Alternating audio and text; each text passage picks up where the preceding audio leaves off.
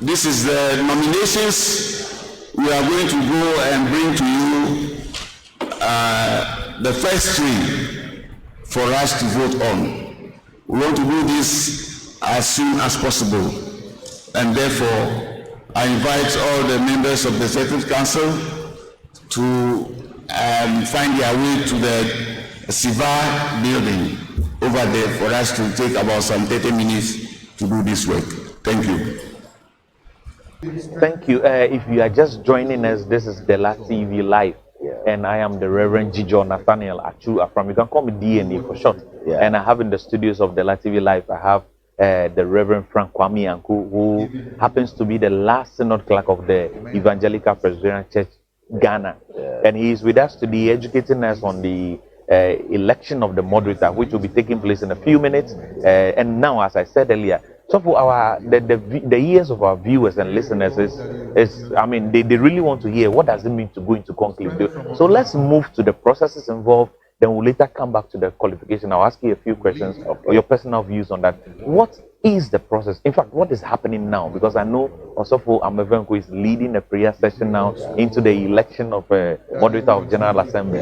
What is happening now? What does it mean to go into conclave? To go into conclave is to invite the council members. Formally, we call it synod committee. Under the synodal system, but under the General Assembly system, the synod committee now becomes council. Also, sorry, I may have to pause you there and ask this question before we come back to that very one. What is the constitution of that council? Who are the members of the council?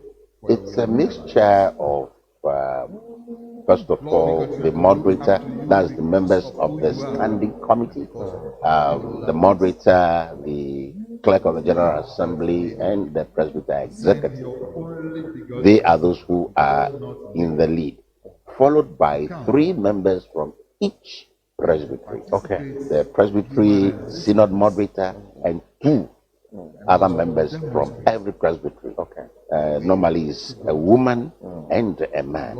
All right, and together coming back to include the desk officers, so they all together constitute council, so that every decision that will be taken would not be an issue of just the standing committee alone, but it would be a decision that involves all partners of the church, meaning that we are bringing in, and right now we have 16 presbyteries. Every presbytery is represented on the council. You know, right now we should have had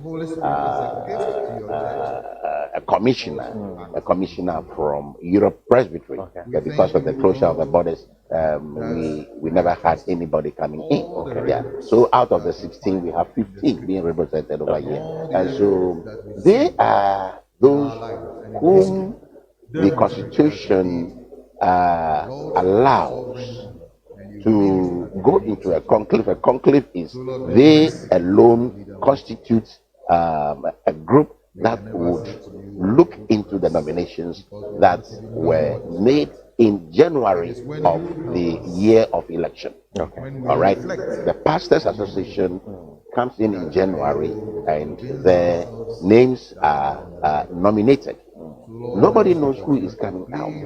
Whether it's going to be A, B, C, D, who would come out, nobody knows. So it is after the conclave, when the members of the council return and they come into session, that will get to know whether it is A, it is B, or it is C. And the process is that we call it a scintilla. The scintilla is the highest out of the lots of those who were nominated highest, you know, out of the lot are the scintilla. And it's normally 3, all right, and out of the 3 are then presented to the General Assembly, and the General Assembly is not everybody who is gathered in this chapel right now who is going to vote.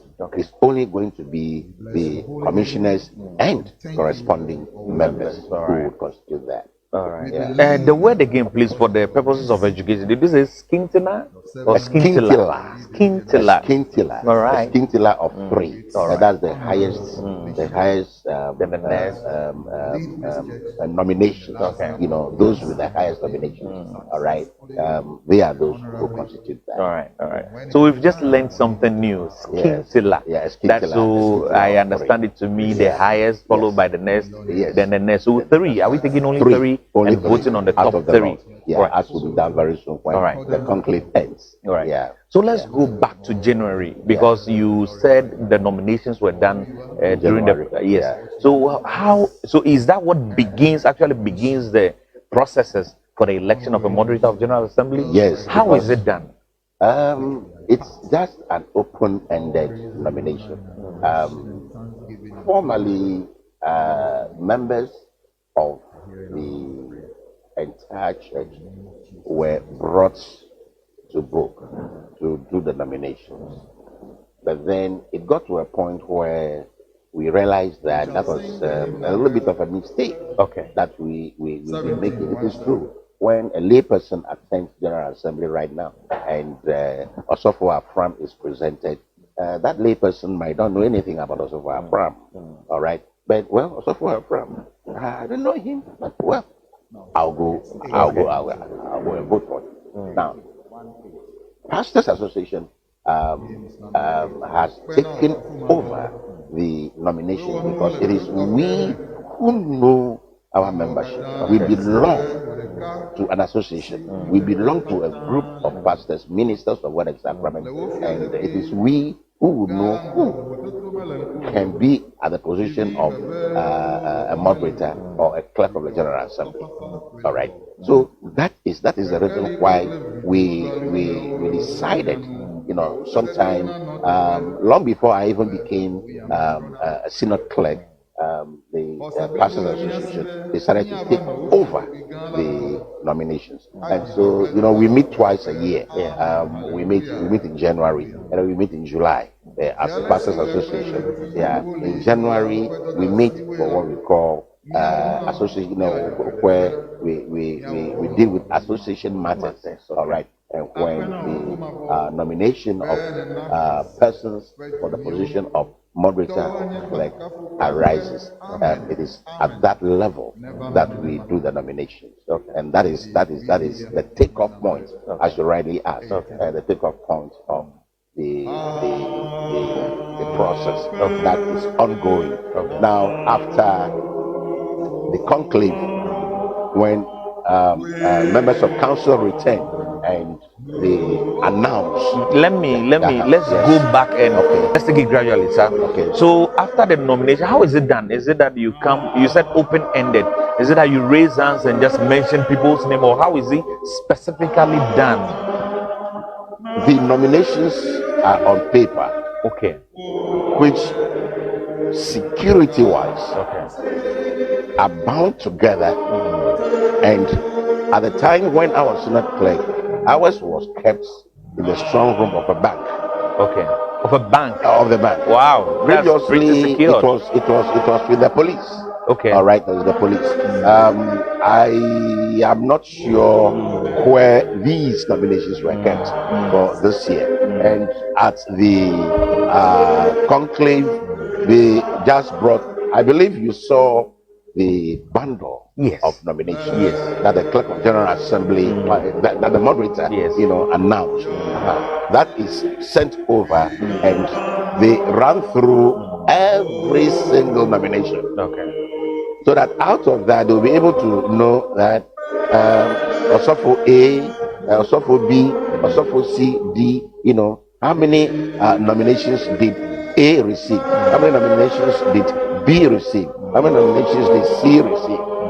It is out of this that we are able to ascertain on the 𝐭𝐡𝐞𝐫𝐞 of 3, as I mentioned earlier, and that is what will be announced here.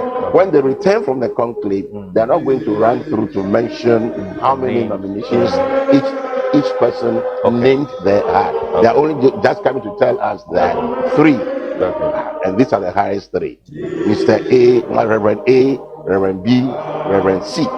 All right, and this ABC are presented to us. All right. Yeah. There is a difference between what ought to be and what is. What ought to be the case in as far as the nomination is concerned? Should the district or the congregation or the congregants of a district be involved in any way, or is just the matter of the minister? So I decide to nominate A or B. Should the district of that district minister be involved in any way? Well, the point is that since other members of the district or the presbytery are not in attendance at the time of the pastors association, that would be a little bit difficult for me to answer, because so it's the pastor who is representing the laity in that regard. So is the pastor representing this particular district or representing this particular presbytery who is just coming? We just write names openly, in secret, and that is it. Let's come back to the matter of where the nominations are kept. You said at your point, at your time it was kept at the bank. Yes. And at the point in time it was sent to the police. Yeah. And you don't know where these ones are kept. Yes. Is there any standing order, maybe, or a convention as to where to keep it, or it depends on the standing committee at the time? I feel that again, even long before the nomination for these two positions came by, it was the synod clerk's safe. It was in the synod clerk's safe that the nominations were kept. But you know, human beings are human beings. You may not be able to trust anybody. I'm not saying that we shouldn't trust the synod clerk. No, not that. But human beings are human beings. As a result of that, it was decided, no, let's move the nominations out of the four walls of the church, set it somewhere where safety and security would be ensured. And so it was just that.